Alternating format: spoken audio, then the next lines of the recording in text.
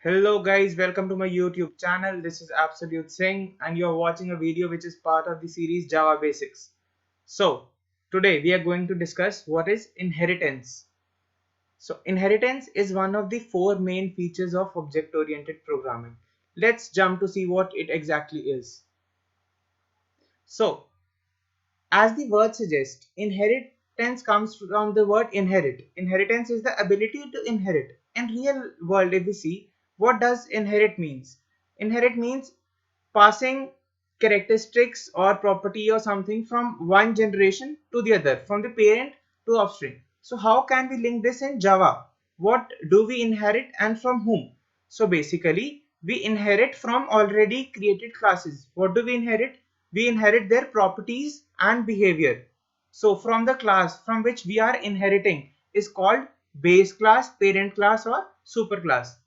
And the new classes which we make which inherit the properties and behavior of this base class are called derived class, child class or subclasses. The derived class can inherit all the properties and behavior of the base class, and they can even add their own elements to it. So what is the use of this? What is the use of inheritance? Why do we need the properties and behavior of the base class? So the use is that we don't need to write the code again and again. It gives us code reusability. It reduces the code redundancy. So it takes a lot less time and effort to do the same task. This is what inheritance gives us. So let's jump to an example. So let us suppose we have a class shape and we say that there are two different type of elements which we have. One can be circle and the other can be cylinder. So the shape class might have its own property. The property may be it knows what the value of pi is, and it has a behavior which calculates the square of a number which we pass to it. Get square int r. Now let us suppose this circle, it knows its r radius and it wants to calculate the area. And in this cylinder we know the radius and the height and we want to calculate the volume. So what exactly we want is, because we are inheriting the shape, so the value of pi should come from the shape and we should not re-declare it. We should directly use it from what we already have, and we should be able to use this get square method in this class circle to calculate the area. Now, before we jump to the implementation and really see how it works, let us see what do we mean by this is a relationship. So, we say that inheritance represents is a relationship. By this, we mean that we can say that the circle is a shape and the cylinder is also a shape. This is because we are inheriting the features of shape in circle, and in cylinder also we are inheriting the features of shape, but we cannot say that circle is a cylinder. I suppose we are clear. And now let's jump to the implementation of this. Let's code this and see how it really works. Now I've already created the class inheritance. Let me create the class shape. And as we said, let us suppose that shape has two things. First of all, shape knows the value of pi as 3.14, and shape has a method get square to which we pass a number.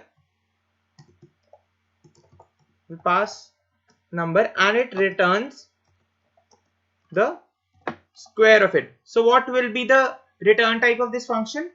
Double. Fine. Now let us suppose we create a class circle, and this circle knows that its radius is 5 centimeter, let's suppose. Now we want to get the area of this circle, so let the function be get area. And what is the area of a circle? Pi into r square. So we will simply return pi into get square r. So now it shows an error that we cannot use this pi and get square. Why? Because we, as of now, we have not inherited the shape. So how can we do it? We can inherit it using the extends keyword. So now our circle extends shape, and now we can see that we can clearly use the method and variables of the class which we have inherited. Let us suppose we also have a class cylinder which also extends shape, and it knows that its radius is 5 and height is 2. Now let's suppose this also has a method get volume, and we return pi into get square r into h. H is, we have defined it the complete height, so into height. Now let's suppose I create the object of the class circle.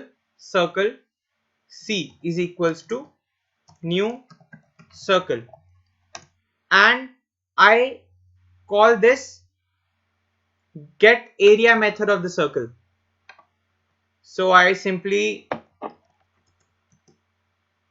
print it because it will return us a double value. So I call this get area of the circle. So C dot get area. So what I am expecting it will return us 3.14 into 5 into 5. Let's run it and check if it works.